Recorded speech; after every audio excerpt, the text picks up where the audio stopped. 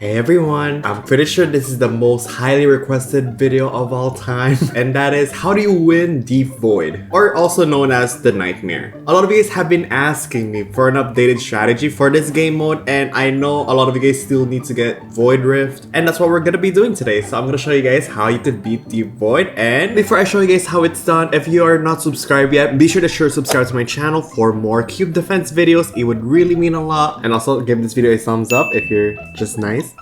And now that you have done that, let's go ahead and learn how to beat Deep Void. So before you even start a match, I would recommend having 6 people to do this with, just because the scaling and everything just makes the game a little bit easier for everyone. And also communication is really important into this game mode. So if it's possible, tell your teammates or whoever you're playing with if they could possibly go in a voice chat or like a Discord voice chat or Xbox party chat. Any way of like talking communication would really help you be on the same page once you're playing the game. Just because this game mode is so intense, everyone has to be on the same page. And if communication is not good at all within your teammates, there's a chance that you might lose, because this game mode you have to be like pitch perfect kind of thing. And also RNG plays a role in this mode, so if you get bad luck from the wave events, then you know, pooping time. So to begin with, what even is the Nightmare, or when people call Deep Void? It's basically a game mode where you go ahead and play with up to 6 people, and if you do win, you get a new tower called Void Rift. And when I tell you, this tower is really overpowered. And to be able to play this game mode, you're gonna need Void Seals, which is a currency in game that we use to enter Deep Void, aka the Nightmare. And to get these Void Seals, you're gonna need to play Nightmare mode. It could be in the Nightmare Survival mode, which gives you 1 Void Seal, or you could play Cupocalypse Nightmare, in which if you do win, you get 2 Void Seals at the end of your match. Once communication is set within your team, the next step is the towers. So for the towers, everyone's gonna want to bring Campfire, Poseidon's Tomb, Orbital Satellite, Enhancer, Crossrail/Railgun, Lord Sovuso, Sun Temple MK2, Stealth Bomber / Star of Sovuso. So those are the 9 towers that everyone should have. For the person who is leading, or it could be anyone honestly, this one person is going to bring a Blade Spinner, which is gonna be used at the beginning of the match. So for me, when I play Deep Void, I bring Blade Spinner typically just because I want everyone to do like their orbital satellites. I feel like it's just much easier for everyone to do orbital satellite and stuff early game, so I usually do the Blade Spinner role. So again, one person brings Blade Spinner, the rest of the people, they could bring any towers. It could be like an orbital cannon, railgun, anything that has a high damage. Now we're gonna be talking about paragons. If you have paragons, this would make the game much easier for everyone, especially if you have Stealth Bomber Paragon. That's really gonna help. Same thing for Poseidon's Tomb. Poseidon's Tomb with Paragon, ooh, your game's gonna be a little bit easier, very slightly. If one of your teammates don't have Stealth Paragon, you might recommend them bringing Star of Sovuso instead, or Railgun, or anything like that, just because you're gonna want to do as much damage as possible. And this is just a reminder for everyone, there's a lot of different ways to beat this game mode, and for me, this is just how I beat it, and I'm just sharing it to you guys. Moving on to the next topic that you're gonna need to know before starting this game mode is the lag. This game mode is laggy. If your game is lagging, that means your towers are shooting slower, and you're doing much less DPS than how much you're supposed to be doing. And it's okay, because we could control the lag. How do we control it, you might ask? First thing, take off skins. Tell everyone to take off skins, just because some skins have like some particles in it, which adds into like the server lag. So mainly when you're playing Deep Void, you're not gonna want to have skins on your towers. Although, except for the Paragon skins. If you have a Paragon skin for a certain tower, equip the Paragon skin. You're gonna need that. And also, you're gonna make sure that none of your teammates actually lag in-game. If anyone in your team is prone to lagging in-game or late game, like let's say because of explosions or just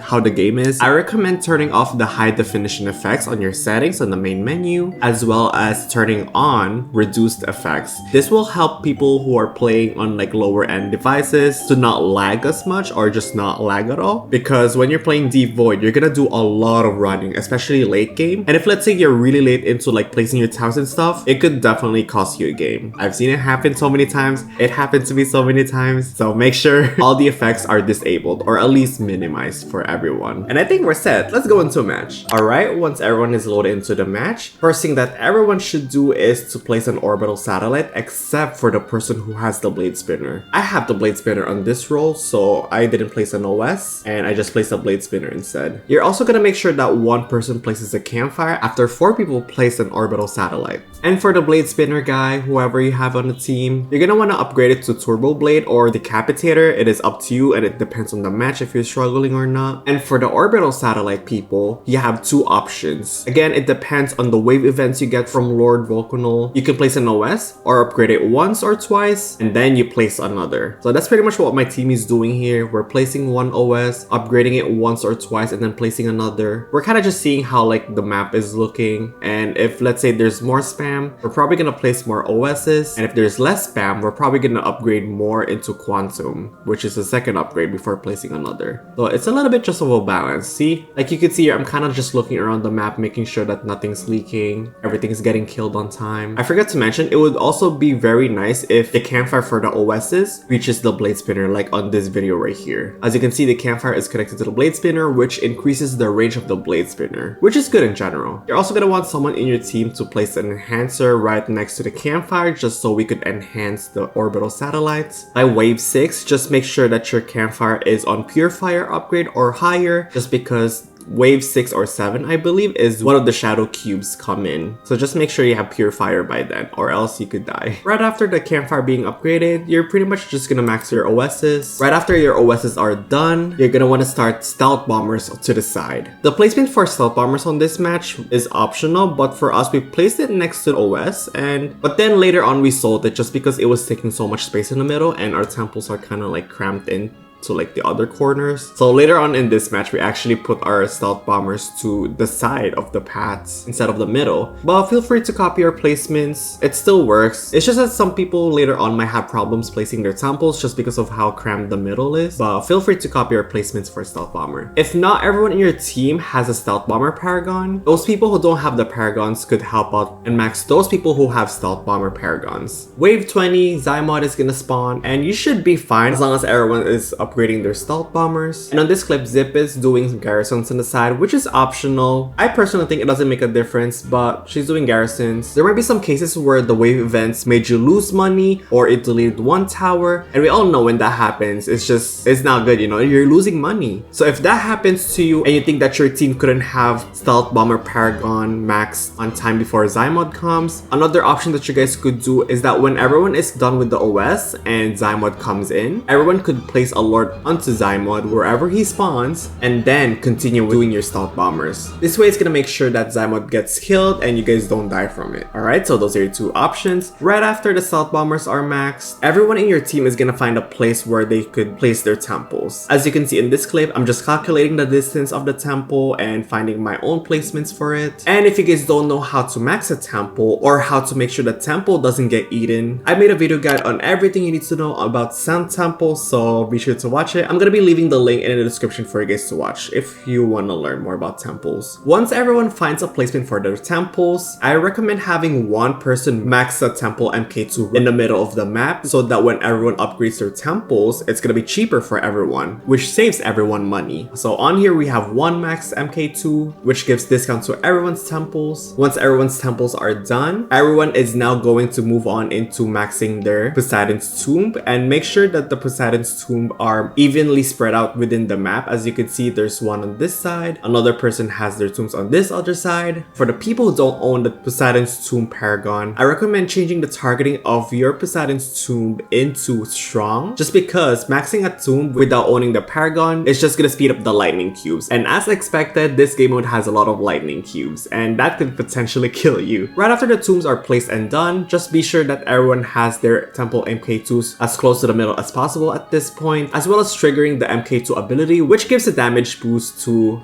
the player-owned temples. And at this point of the match, just make sure that everyone is placing their towers that they could place left. Make sure that campfires are spread out. If someone in your team brought Star of Sovuso, make sure that they place it as close to the middle as possible. And that's pretty much what we're doing here. We're just maxing everything. Once your teammates have everything down, make sure that no one has their Lord Sovusos down, because you're gonna use Lord Sovuso to kill huge bosses that you have to kill as fast as you can. And as you can see in my towers, the only thing that I didn't place yet is Lord Sovuso and Blade Spinner. Blade Spinner, you don't really need it late game. I wouldn't recommend placing it late game just because you might hit the tower limit. Like if you hit the tower limit and you still have like railguns to place, I'd rather have you place some railguns than having Blade Spinners on the map, you know, just because railguns do much more damage. Oh yeah, funny bug on this match. If you get a wave event that says that it stuns all towers for a certain amount of seconds and you have Stealth Paragon maxed, that Stealth Paragon is basically useless and it's not gonna shoot anymore. So you're gonna have to replace it, which is what I'm doing here. I'm selling it just because I noticed that it wasn't shooting anymore and I had to replace it to actually fix the problem. And again, this is only for this current update. It might get fixed in the future. I already bug reported the bug. And now to the important part of the match. And this important step is to make sure that every single one of your team is lording any boss that you see that has an HP bar. This includes Void King, Revive Archwizard, Void Prince, Corrupt Zymod, Anomaly Devastator. Though for Slap Clubs and Gloops, I don't really lord them just because they could get killed easily. But if it's like a huge boss, you're gonna want to lord it. And at the same time, make sure that everyone is pressing their MK2 ability so that all of your temples are getting damage boost. That's pretty much how the rest of the game is. Like around wave 30 to 40, it's just us finding bosses, lording the bosses, pressing the MK2. If someone in your team is slow at placing their lords and maxing them, that could actually kill you just because the boss gets so far into the map and anything behind the boss is kind of just like creeping in there, not getting hit. So just make sure everything is getting killed as fast as you can. Another pro tip that I have for you guys is when everyone is placing lords, if anyone in your team has an extra enhancer, be sure that they're holding onto it so that they could use that enhancer to enhance all of your Lord Sovusos when you guys are lording the bosses. Trust me, this really helps kill the bosses much faster. Eventually, you will get to wave 39 of this game mode. For this one, you're gonna want to lord a boss called Anomaly Devastator, and this boss is fast. Make sure that everyone is hyper aware, looking around, and helping each other find the bosses that spawn. As you can see for this one, Anomaly Devastator spawned, and I was late here on lording the Anomaly Devastator, and it is already on the middle of the map. So I was rushing, maxing my lord, triggering the MK2. By the way, for this clip, I was playing on 2 accounts, and so is Zippity Duda. We were trying to help this one player get Void Rift, and we were desperate, and we don't have much people to play with, so we just decided to play on our ults. So again, this whole time, make sure everyone is triggering the MK2 ability. Make sure lords are targeting the right target, which is the boss. Once Anomaly Devastator dies, sell the lords. Next boss spawn is gonna be Void Prince. As you can see, he has a huge sword. Everyone should see this boss right away, and everyone should be placing their lords right away, triggering their MK2 ability whenever it's ready. Once Void Prince dies, you're gonna want to look for Corrupt Zymod. This Zymod is much tankier than the regular Zymod, and it's usually way taller than the regular Zymod. So make sure everyone is lording the Corrupt Zymod. You're gonna want to kill this boss as fast as you can. After Corrupt Zymod dies, the next spawn is gonna be Lord Volcanol, which is the last boss of this game mode. This man, you're gonna want to lord as well.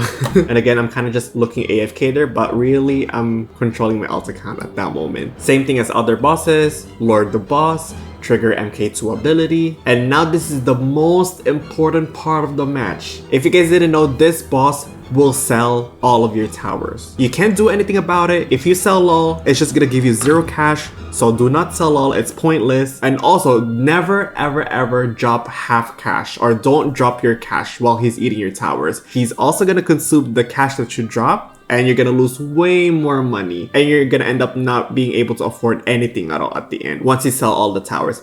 And as you can see, he started to sell all of our towers here. We're kind of just waiting. My role is to assist everyone on where they're gonna place their MK2s and their lords. And first thing that everyone is gonna place is an MK2. Second thing that people are gonna place is an enhancer with a campfire and lords. And as you can see, he's dying really quick, and he died. good job. And if you reach the victory, congratulations, you officially are now a Void Rift owner. That's pretty much it. I'm sorry this is very long. I just want to make sure to whoever's watching, aka you, that you get how the game mode works and the process of how I'm thinking about this game mode and stuff. So if you find this video really helpful, please give this video a thumbs up. Also, if you have any video suggestions for me to do in the future, let me know down in the comments and I'll be reading your responses. And if you're curious, feel free to follow me in other social medias, which is just at Life with Eric. And again, thank you guys so much for watching, and go ahead and get that Void Rift right now.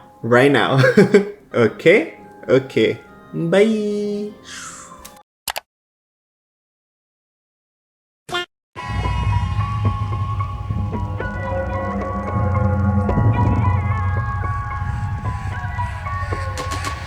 Girl, you always solve problems, and you just never solve them, 'cause you always in drama.